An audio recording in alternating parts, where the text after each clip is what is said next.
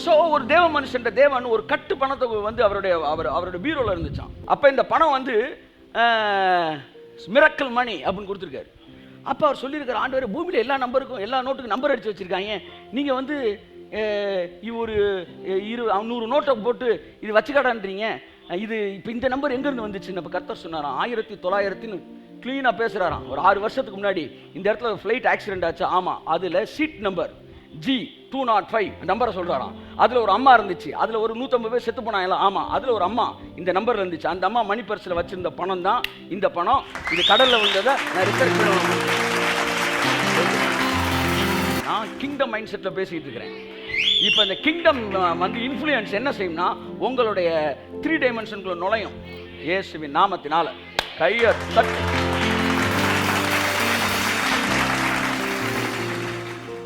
இப்போ என்ன சொல்ல வரேன்னா வந்து என் அன்புக்குரியவர்களே, இந்த டிவைன் இன்ஃப்ளூயன்ஸ் வந்து இவனுக்குள்ள வந்துச்சு. மத்தேயு 17:16 கடைசி வசனம் வாசிமா. 16 கடைசி. இங்கே நிற்கிறவர்களில் சிலர், சத்தமா, இங்கே நிற்கிறவர்களில் சிலர் மனுஷகுமாரன் தம்முடைய ராஜ்யத்தில் வருவதை காணும் முன் மரணத்தை ருசி பார்ப்பதில்லை என்று மெய்யாகவே உங்களுக்கு சொல்லுகிறேன் என்றார். கர்த்தர் சொல்ற, என் ராஜ்யத்தை நான் வரப்போறேன்பா அப்படின்னார். உடனே என்ன சொல்லிட்டான்? 2ஆம் வருகையில் வரப்போறாரு. 2ஆம் வருகையில் அதான் ராஜ்யத்தில் வர நினைச்சேன். அவர் என்ன சொன்னார்? இல்லப்பா, என்ன வசனத்தை நல்லா வாசிக்கணும். நான் உயிரோடு கூட நான் ராஜ்யத்தில் வருகிறதை காணும் முன் இங்கு நிற்கிறவர்களில் சிலர் என்ன செய்வதில்லை? மரணத்தை ருசி பார்ப்பதில்லை. உன் கணக்குப்படி இயேசு 2ஆம் வருகை தான் சொல்லியிருந்தார்னா, இப்போ அந்த மெசேஜ் கேட்டவங்க இப்போ எங்கே இருக்கிறான்னு சொல்லு. வா, வரிசையா வா. எங்கே இருக்கிறான்? இஸ்ரேலில் இந்த மெசேஜை கேட்டவங்க 15 பேர். ஆமாம் சார், நாங்கள்லாம் வந்து 2000 வருஷத்துக்கு மேலே செய்தியை கேட்டோம். எனக்கு வயசு வந்து 2013, இவருக்கிற வயசு வந்து 2048. நாங்கள் ஒரு 15 பேர் உயிரோடு தான் இருக்கிறோம். ஏன்னா ராஜ்யத்தில் வரப்போகிறத பார்க்க போகிறோம். ராஜ்யத்தில் வரும்போது 2ஆம் வருகை அல்ல. ராஜ்யத்தில் வருவது என்பது சிலுவையில் இயேசு முடிந்ததுன்னு சொன்னப்பே ராஜ்யம் வந்துருச்சு. முடிந்ததுன்னு சொல்லி ராஜ்யம் வந்த உடனே அந்த ராஜ்யத்தின் நாட்கள் ஆரம்பமாயிருச்சு. அந்த ராஜ்யத்தில் உயிர்த்தெழுந்த இயேசு மறுபடியும் வரப்போறாரு. அடுத்து ஒரு 40 டேஸ்ல 50 டேஸ்லயோ 1 மந்த்லயோ இது நடக்க போகுது. அதைத்தான் சொன்னாரு, கொஞ்ச நாள்ல இப்ப வேற ஒருத்தன் ராஜ்யம் ஓடிட்டு இருக்குடா, இனி நம்ம ராஜ்யம் வரப்போகுது, அந்த ராஜ்யத்தில் நான் வருவேன், அதை நீ 50 பேர் நிறைய பேர் பார்ப்பீங்க. ராஜ்யத்தில் வருவது என்பது ரிசரக்டட் கிரைஸ்டா வர்றது. அப்ப ராஜ்யத்துடைய வந்து ரா மெட்டீரியலே வேற, ரிசரக்டட் பாடி. அதுக்கு முன்னாடி ஒரு எக்ஸாம்பிள், ஒரு சாம்பிள் காட்டுறாரு. அடுத்த அதிகாரம் தொடங்குது. இன்னும் கொஞ்ச நாள் அவர் சொல்றாரு, ராஜ்யம் பலமாய் வர்றதை இப்ப நீ பார்க்க போற, அதுக்கு முன்னாடி நீ செத்துறலாம் மாட்டீங்கடா அப்படின்னே சொல்றாரு. சொல்லிட்டு அடுத்த அதிகாரம் எப்படி தொடங்குது வாசிங்க. 6 நாளைக்கு பின்பு, இவைகள் 6 நாளைக்கு பின்பு அப்படின்னா முந்தின வசனத்தோடு கனெக்ட் ஆகுது. இது நடந்து சரியா 6 நாளுக்குள்ள மறுரூப மலையில தேவனுடைய ராஜ்யத்தோட சாம்பிள தேவன் அங்க காட்டுறாரு. ஆமென். மறுரூப மலை என்பது the kingdom உடைய நேச்சரை வெளியே காட்டுவதுடைய ஒரு சாம்பிள். Praise God. ஒரே வசனத்தை வாசிப்போம். பிலிப்பியர் 1ஆம் அதிகாரம் 7ஆம் வசனம். என் கட்டுகளிலும் நான் சுவிசேஷத்திற்காக உத்தரவு சொல்லி அதை திடப்படுத்தி வருகிறதிலும் நீங்கள் அனைவரும் எனக்கு அளிக்கப்பட்ட கிருபையில் பங்கு உள்ளவர்களானதால் உங்களை என் இருதயத்தில் தரித்துக் கொண்டிருக்கிறபடினாலே உங்கள் எல்லாரையும் குறித்து, நீங்கள் அனைவரும் எல்லாம் சொல்லுங்க அப்படின்னா, பவுல் வந்து பிலிப்பு பட்டணத்தில் இருக்கிறவர்களை பார்த்து பேசுகிறான். பிலிப்பு பட்டணத்தில் இருக்கிற நீங்கள் அனைவரும் எல்லாம் சொல்லுங்க. பவுல் சொல்லுகிறார் நீங்கள் அனைவரும். எல்லாரும் என்ன பாருங்க, நீங்கள் அனைவரும். யாரை பார்த்து சொல்றாரு? எபேசு பட்டணத்தில் இருக்கணும் பார்த்தல்ல, கொரிந்து பட்டணத்தில் இருக்கணும் பார்த்தல்ல, பிலிப்பு பட்டணத்தில் இருக்கிறவர்களையும் பார்த்து மாத்திரம் அவர் சொல்லுகிறார், நீங்கள் அனைவரும் எனக்கு அளிக்கப்பட்ட கிருபையில் பங்குள்ளவர்களாய் கையெழுத்தினவர்கள். ஆமென். எல்லாம் சொல்லுங்க, பங்குள்ளவர்கள். பவுல் பிலிப்பு பட்டணத்தை பார்த்து, நீங்கள் எனக்கு அளிக்கப்பட்ட கிருபைக்கு 2 விதமான கிருபை இருக்கிறது. ஒன்று நீங்க புரிஞ்சுக்கணும், 2 விதமான கிருபை இருக்கிறது. ஒன்று காமன் கிரேஸ் ஃப்ரம் கிராஸ், சிலுவையிலிருந்து வருகிற பொதுவான கிருபை. உங்கள் பாவங்கள் மன்னிக்கப்படுவதும் உங்கள் சாபங்கள் முறிக்கப்படுவதும் தேவனுடைய பிள்ளையாய் மாறுவதும் தேவனுடைய ராஜ்யத்தின் ஆசீர்வாதங்களை பெற்றுக்கொள்வதும் இது எல்லாமே பொதுவான கிருபை. கர்த்தராய் இயேசு கிறிஸ்து நீங்கள் சொந்த இரட்சகராய் ஏற்றுக்கொள்வீர்கள் என்றால் அந்த பொதுவான கிருபைக்கு நீங்கள் பங்குள்ளவர்களாய் மாறுகிறீர்கள். இதற்கு பிறகு தனிப்பட்ட கிருபைன்னு ஒன்று இருக்கு. அது ஒவ்வொரு ஊழியனுக்கு தேவன் ஒவ்வொரு விதமாய் கொடுக்கிறார்.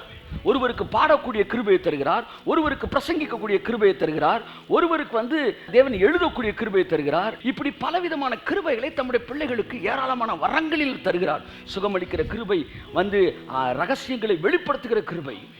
தீர்க்க தரிசன வரம் ரகசியங்களை வெளிப்படுத்துமா. prophetic gift is not என்ன சொல்ல revealing என்ன சொல்ல something whether it is male or female baby பிறக்க போகுது, என்ன பேபி பிறக்க போகுது, அது கிடையாது. அது தீர்க்க தரிசன வரம் கிடையாது. தீர்க்க தரிசன வரம் என்பது தேவனுடைய ரகசியங்களை சொல்றது. அதான் பவுல் சொல்றாரு, நான் தீர்க்க தரிசன வரத்தை உடையவனாய் இருந்து, ரைட்டா, சகல ரகசியங்களையும் அறியக்கூடியவனாய் இருந்தால் அப்படின்னா, இந்த பவுல் இந்த கிருபையின் ரகசியங்களை பயங்கரமாக வெளிப்படுத்தி சொல்லுவதற்கு அவனுக்குள்ள வேலை செஞ்ச வரம் தீர்க்க தரிசன வரம். தீர்க்க தரிசனம் என்பதற்கு எபிரேய கிரீக்கில் த மெசேஜ் ஃப்ரம் காட்னு தான் இருக்கு. Message from God. எவன் சரியான ப்ரொஃபட்டிக் மெசேஜ் இந்த ஸ்போக்கன் வேர்டை கொண்டு பேசுறானோ he is a prophet. is a prophet. அப்போ ப்ரொஃபட்டிக் மெசேஜ், இந்த ப்ரொஃபட்டிக் கிஃப்ட் என்ன செய்யும்னா ரகசியங்களை எடுத்து கொடுக்கும். சார் இத்தனை தடவை அந்த வசனத்தை வாசித்தேன், ஆனால் இந்த வசனத்துக்குள்ள இப்படி ஒரு விஷயம் இருக்குன்னு எனக்கு தெரியாது.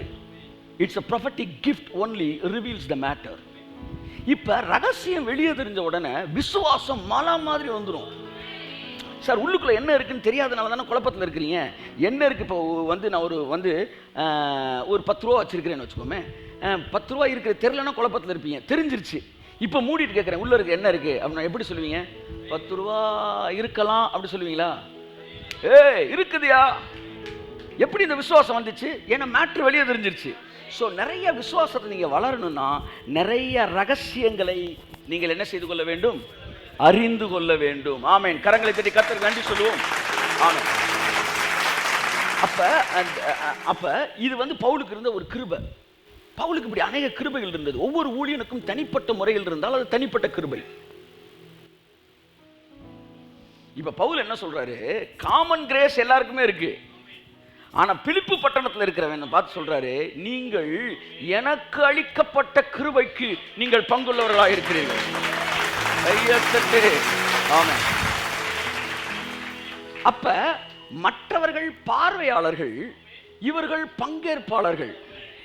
எந்த ஒரு செய்தியை நீங்க கேட்கும் போதும் அல்லது உங்களுக்கு ஆசீர்வாதமான ஒரு விஷயத்தை கேட்குறீங்கன்னா நீங்கள் பார்வையாளரா பங்கேற்பாளரா?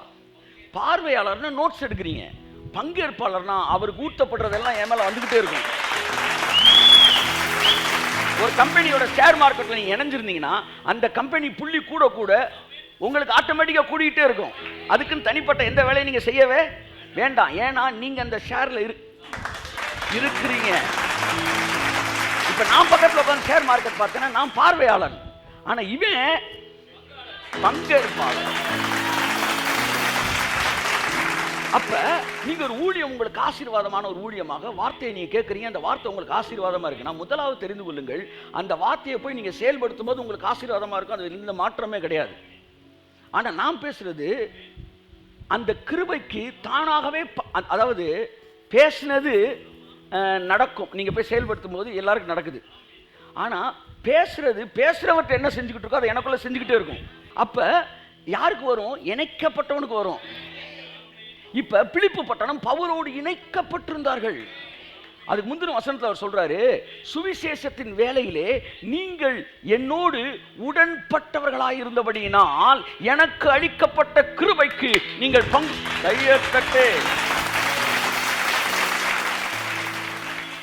Paul was doing kingdom business. இந்த kingdom businessல பிலிப்பு பட்டணம் கைகோர்த்திருந்தான். அதனால சொல்ல, நீ எனக்கு பிள்ளடா அப்படின்னா. 100 பேர் எலியாவை பார்த்தாங்க. எலியா கொடுத்தது நோட்ஸ் எடுத்தாங்க. அவர் தீர்க்கதரிசியின் புத்திரர் என்று அழைக்கப்பட்டார். ஆனா ஒரே ஒருத்தன் எலியாவுக்கு கையில தண்ணி ஊத்தினான். அவன் தான் எலியாவோட வரத்துக்கு பங்காளியாய் மாறினான். நான் கேட்கிறேன், இந்த செய்தியை கேட்கிற நீங்கள் இந்த ஊழியத்தின் பார்வையாளர்களா அல்லது பங்கேற்பாளர்களா? ஆமென். அப்ப பிலிப்பு பட்டணம் பங்கேற்பாளர். எதனால் பங்கேற்பாளன்? 3ஆம் வசனம் வாசிங்க. சுவிசேஷம் உங்களுக்கு அறிவிக்கப்பட்ட நாள் முதல் இதுவரைக்கும் நீங்கள் அதற்கு உடன்பட்டவர்களானபடியினால். Paul was in kingdom business. These people were connected with this kingdom.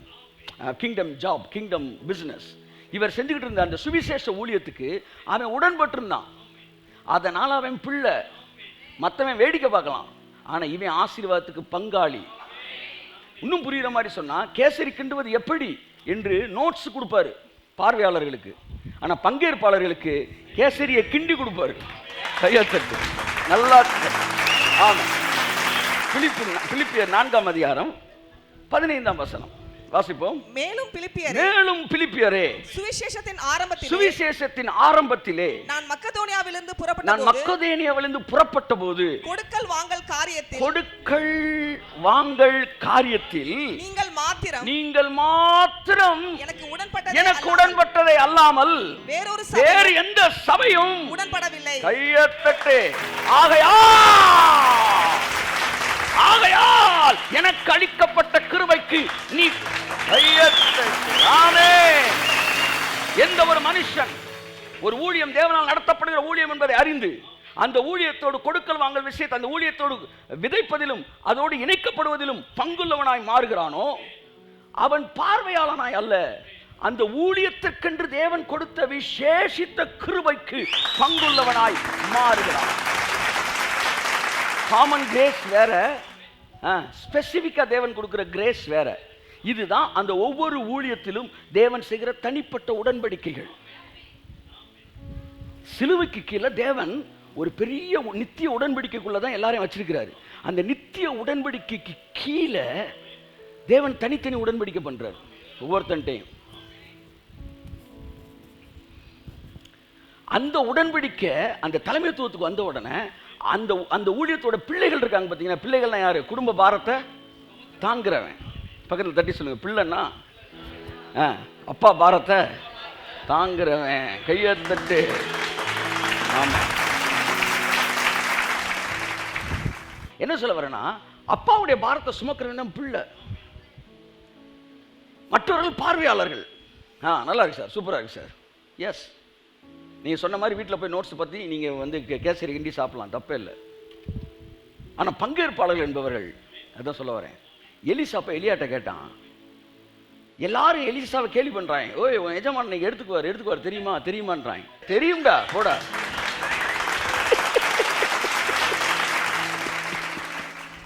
Matter தெரியுமான்னு கேட்டால் என்ன சொல்லலாம்?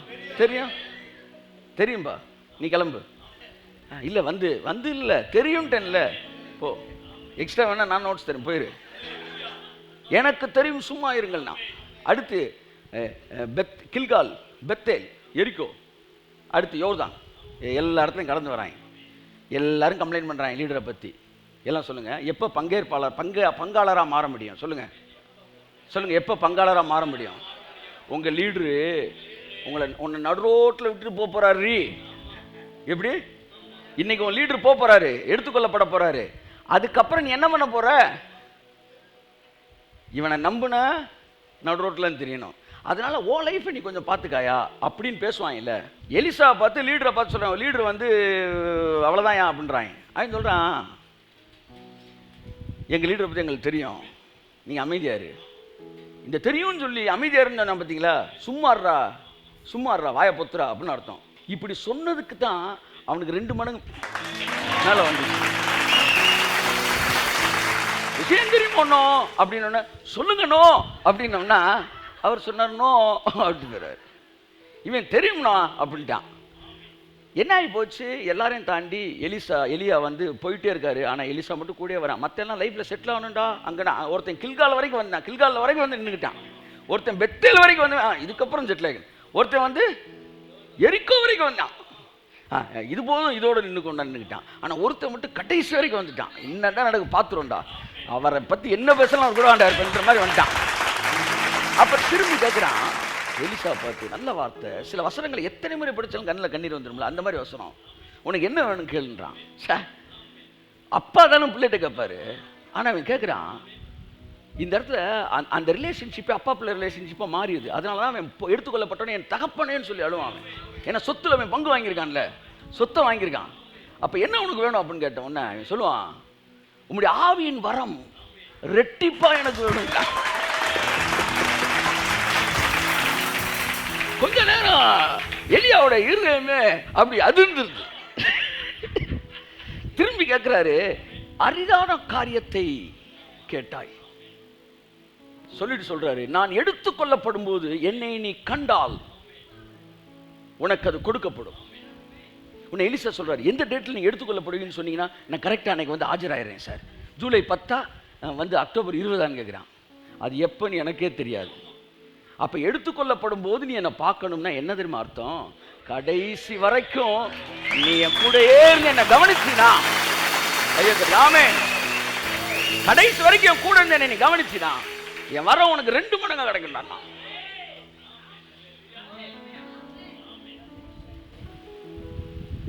வெளியில ஒரு கொஞ்சம் பேர் எதிர்பார்த்துக்கிட்டு இருக்கிறாங்க. வெளியில கொஞ்சம் பேர் வந்து செட்டில் ஆகிட்டு தூரத்துல இருந்து பார்க்குறாங்க.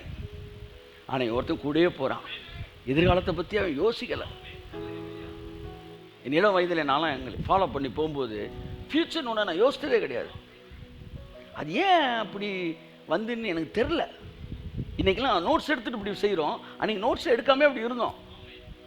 அப்போ என் கிளாஸ்மேட்ஸ் எனக்கு அட்வைஸ் பண்ணியிருக்காங்க. என் வயசு தானே, நாங்கள் யங்ஸ்டர், எனக்கு முத்தி வேலை செய்யணும்னு சொல்ல முடியாது அப்படின்னு எங்கள் அண்ணன் அட்வைஸ் பண்ணார், எங்கள் மற்றவங்களாம் அட்வைஸ் பண்ணாங்க. ஆனால் எங்கள் ஏஜுக்கு அது தெரியலன்னு சொல்ல முடியாது. ஏன்னா என் ஏஜுக்கார் எனக்கு அட்வைஸ் பண்ணியிருக்கான், டே உன் வாழ்க்கையை பார்த்துக்க, இவங்களாம் ஒன்று யூஸ் பண்ணி விட்டு போயிட்டே இருப்பாங்க. ஆனால் என் மைண்டு கொஞ்சம் கூட காதல் வாங்கலை. ஆனால் கர்த்தர் நல்லவர், எனக்கு தெரியும் என்ன சால்வை என் மேலே விழுந்திருக்குன்னு எனக்கு தெரியும். என் அன்புக்குரியவர்களே, அப்போ வந்து எலியா சொல்கிறார், நீ எடுத்துக்கொள்ளப்படும் நீ கண்டால் உனக்கு இது கிடைக்குன்றார். அப்படின்னா கடைசி வரைக்கும் நீ என்னை வந்து நீ கேர் எடுத்துக்கிட்டே இருந்தீனா உனக்கு நான் தரேன். If you are connected with me it will be given to you சொல்லி கொஞ்சம் நேரத்தில் அவன் நேரத்தை பாருங்க, கையை தட்டுங்க. அக்னி ரதம் நல்ல டீ வாங்கி போகும்போது வெளியே போயிருக்கும் வந்திருந்தா என்ன ஆகுறது? அப்படின்னா என்ன அர்த்தம்னா, டீ வாங்க போனவங்க டக்குன்னு வந்து ஒட்டிக்கிட்டே தான் இருக்கணும், அவர் கூடயே இருக்கணுன்ற மாதிரி. எல்லாம் சொல்லுங்க, கூடயே இருந்தா நீங்க பங்காளர். ஆமேன் சொல்லுங்க. ஆமேன். தூரத்துல இருந்து பார்த்தா நீங்கள் பார்வையாளர். எடுத்துக்கொள்ளப்படும் போது பார்க்கும்போது எலியா போகும்போது தன்னுடைய சால்வை மேலே போட்டு போகிறான். என் தகப்பனே, இஸ்ரவேலுக்கு ரதம் குதிரை வீரமாக இருந்தவரே சொல்கிறான். சொல்லி முடிச்சோன்னே யோர்தானுக்கு அங்கிட்டு போயிருக்காங்க இல்லை, உடனே அப்படியே போயிட்டார், எலியா போயிட்டார். இவன் மேலே அவனுக்கு ஆவின் வர ரெட்டிப்பாக வந்துருச்சு. அவனுக்கு அது தெரியல. சில நேரம் நம்ம நினைக்கிறோம் உடம்புல அப்படி மின்சாரம் வந்தவொடனே தான் வரம் இறங்குது. அப்படிலாம் கிடையாது. ஒரு மின்சாரம் இறங்காமலே இறங்கும். இவனுக்கு இறங்கினது தெரியல. ஆனால் உள்ளுக்குள்ள இவனுக்குள்ள ஒரு கேள்வி, எலியா தானே போனாரு, எலியாவின் தேவன் இங்கே தானே இருக்கிறாரு. இந்த தாட் எப்படி தெரியுமா வந்துச்சு? அந்த வரம் உள்ள போச்சுல, அதுதான் இப்படி பேசுது அவன்கிட்ட. சால்வையை முடிக்கிறான். எலியா அங்கே, எலியாவின் தேவன் எங்கே அடிச்சான் பாருங்க.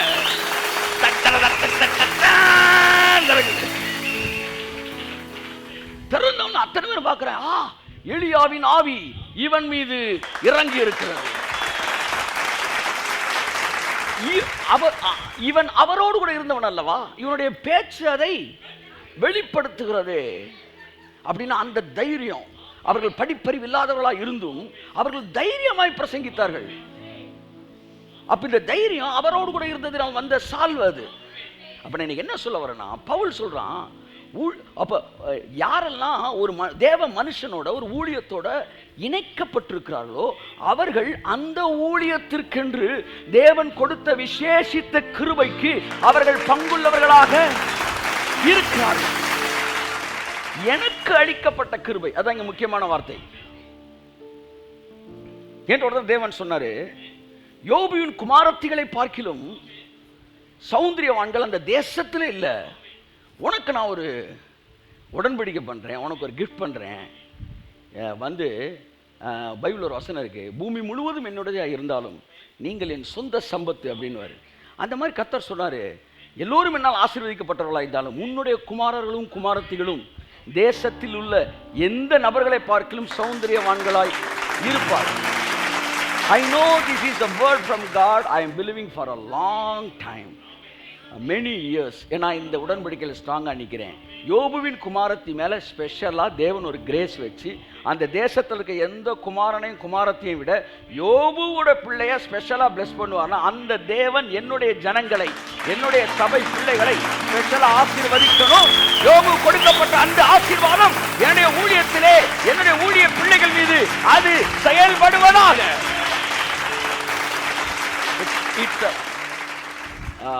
என்ன சொல்ல வந்து one of the promise God has given to our ministry. இதெல்லாம் ஆட்டோமேட்டிக் அப்படியே வேலை பார்த்துக்கிட்டே இருக்கும். This was a specific grace given to that specific person or specific church. அதனுடைய கிருபையில் நம்மகிட்ட வேலை பார்க்க ஆரம்பிக்கும். யாருக்கு?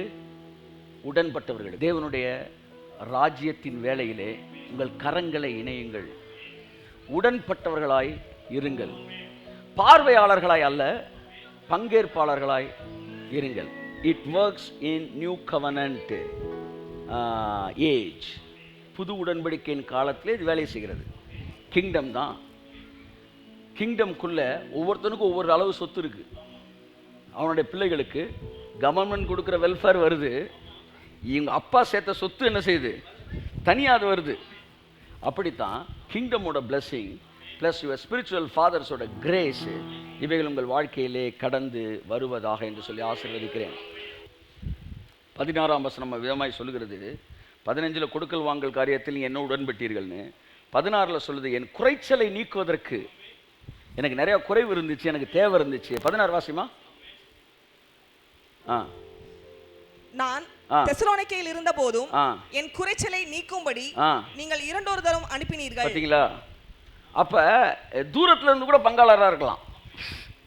எதுக்கு? ஆசீர்வாதத்துக்கு. அவன் சொல்றான், நான் தெசலோனிக்கேயில் இருந்தேன், அப்போ கூட ஏன் குறைவை நீக்குவதற்கு நீங்க 2 தடவை நீங்க எனக்கு அனுப்புனீங்கன்றான். By sending you can be a partakers of this specific grace. அதுக்கப்புறம் சொல்றாரு, அதுக்கப்புறம் தான் வசனம் சொல்றாரு, தேவன் தம்முடைய ஐஸ்வர்யத்தின்படியே உங்கள் குறைவுகளை எல்லாம். அப்படி வாசிக்கூடாது. முக்கியமான வார்த்தைங்க என்ன தெரியுமா? எது? கிறிஸ்துவா? குறைவா? எல்லாமா? உங்கள். அதான் மேட்ரு. எல்லாரும் குறைவையும் அப்படின்னு சொல்லல. தேவன் தம்முடைய ஐஸ்வர்யத்தின்படியே பிலிப்பு பட்டணமே உங்கள் குறைவுகளை எல்லாம் கிறிஸ்து இயேசுவுக்குள் மகிமையாய் நிறைவாக்குவாராக. This is a specific word for the specific people. வசனம் யார் வேணாலும் மாட்டிக்கலாம். நான் எங்கள் வீட்டில் வந்து மாடியில் வந்து நான் வந்து யூகே கொடியை பழக்க விடலாம். அதுக்காண்டி நான் யூகே சிட்டிசன் கிடையாது. இந்த வசனம் பிலிப்பியர் 4:19. ஆனால் உங்கள், யார் அந்த உங்கள்? சுவிசேஷ விஷயத்திலே, கொடுக்கல் வாங்கல் காரியத்திலே தேவ ஊழியனோடு இணைக்கப்பட்டவர்களை பார்த்து வார்த்தையை சொல்கிறார். உங்கள் குறைவுகளை எல்லாம் கிறிஸ்து இயேசுக்குள் மகிமையை நிறைவாக்குவார். ஏனென்றால் என் குறைச்சலை நீக்குவதற்கு நீங்கள் அனுப்பினீர்கள், சுவிசேஷ ஊழியத்தில் என்னோடு உடன்பட்டீர்கள். பிலிப்பியர் 4:19 உங்கள் வாழ்க்கையை நிறைவேற்றுவாராக. இயேசு கிறிஸ்துவின் நாமத்தில் amen. Amen. Okay, God bless you.